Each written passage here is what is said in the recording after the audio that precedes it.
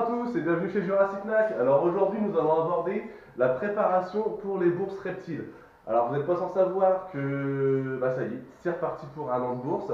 La bourse des Codes-d'œuvre a ouvert le bal la semaine dernière, donc c'était dimanche 18 février. Et là pour ce week-end, donc le week-end du 24 et 25 février, il y a la bourse des Crocos à Passy-sur-Eure dans le 27. Et j'y serai naturellement. Donc, pour cette vidéo, je vais vous présenter un petit peu les protocoles d'une préparation. Alors, tout d'abord, je vais vous présenter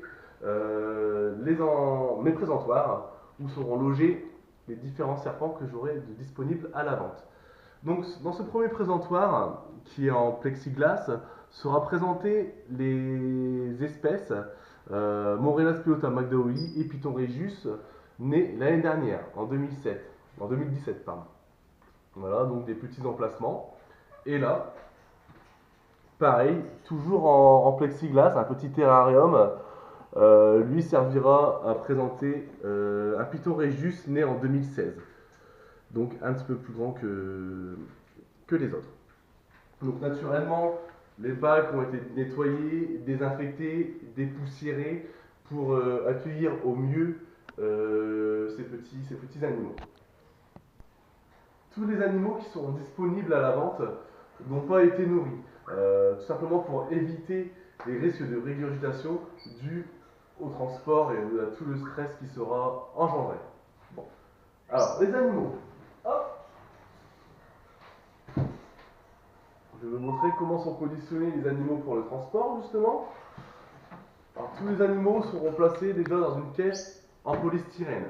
Pourquoi du polystyrène? Parce que c'est un très bon isolant thermique. Et à l'intérieur, on retrouve toutes les disponibilités. Par exemple, ici, du Morelia spilota mcdowelli, donc conditionné en boîte d'élevage, Braplast, de manière individuelle, et sera vendu avec la fiche de nourrissage, où on retrouve les informations suivantes: l'espèce, le sexe et toutes les dates de nourrissage. Donc des petites boîtes Braplast comme ça, par exemple, pour les jeunes Morelia, et des boîtes un petit peu plus grosses, toujours pareil, boîte d'élevage. Là, ça concerne un Python regius, banana pastel mâle, avec aussi sa fiche d'élevage. Alors pendant le transport, on y mettra dans la caisse, pour une caisse grande comme ça, on mettra 2 chaufferettes. Alors les chaufferettes, c'est ça. Donc c'est ce qui va dégager de la température, de la chaleur pour les animaux. Donc comment ça fonctionne? C'est très simple. On ouvre, on prend la petite pochette à l'intérieur, on la frictionne un petit peu, puis au contact de l'oxygène en fait présent dans l'air, elle va se mettre à chauffer et à libérer de la température pendant 32 heures. À ce moment-là, je mettrai 2 chaufferettes dans la caisse et je refermerai la caisse polystyrène pour conserver ainsi la chaleur. Lors d'une vente, je ne fournirai pas les boîtes Braplast parce qu'elles me sont très utiles dans mon élevage.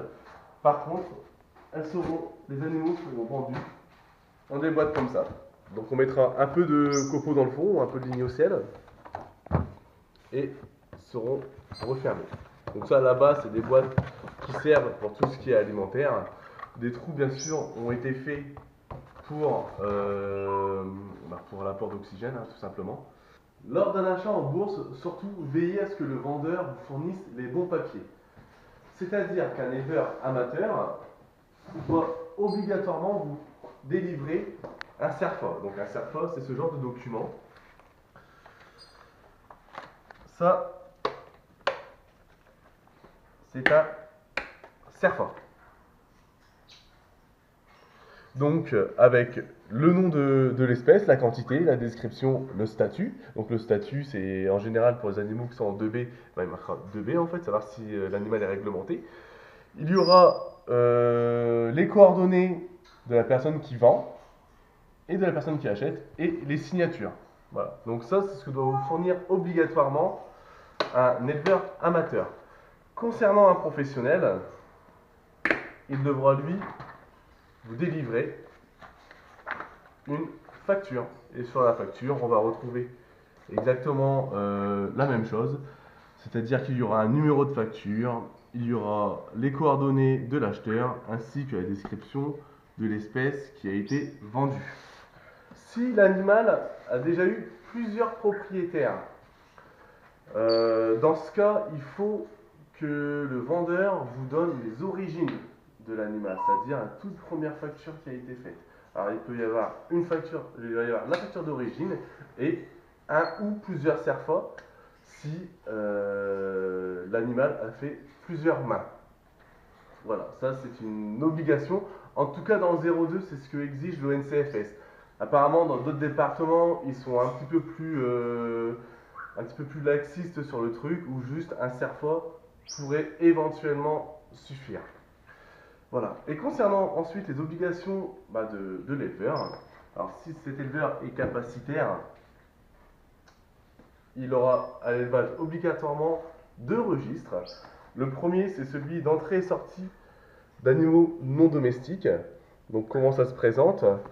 À l'intérieur, vous allez avoir toutes les naissances et toutes les ventes qui sont de l'élevage. Par exemple, une page au hasard, ça se présente comme ça. Vous avez une page consacrée par exemple au Python tapis, les Morelia SSP, où vous avez les dates de naissance, le nombre de spécimens, un justificatif, donc moi je marque les mutations, et de l'autre côté, vous avez là où les animaux sont sortis. Donc ils sont rentrés dans l'élevage via les naissances et ils sont sortis via les ventes. Et il y a aussi un deuxième document qu'on appelle le livre journal. Donc là c'est pareil, ça concerne uniquement l'éleveur. C'est-à-dire qu'à chaque fois qu'il aura des naissances, il faudra qu'il le note dans ce cahier-là. Et dès qu'il y aura des ventes, ce sera aussi noté. Et ça se présente comme ça. Là, par exemple, avec 2 pages au hasard, vous avez les dates, les entrées dans l'élevage. Donc forcément, quand c'est un éleveur, les entrées se justifient par les naissances. Les sorties, qui se justifient par les ventes. Voilà pour ce qui était de la petite présentation au niveau législatif. Ce qui veut dire que moi, ce week-end, j'espère faire quelques petites ventes quand même. En rentrant le dimanche soir, j'aurai l'obligation de remplir ces registres-là, garder les factures, parce que les factures serviront aussi pour la MSA, c'est-à-dire ils vont réclamer à la fin de l'année un petit chèque concernant mes cotisations, et aussi pour les impôts, hein, c'est pareil, on leur donne aussi pas mal d'argent. Enfin voilà, c'était une petite vidéo pour vous expliquer un petit peu la préparation pour les bourses en général. Et là, pour demain, j'espère vous retrouver à Passy-sur-Eure dans le 27. A bientôt les amis!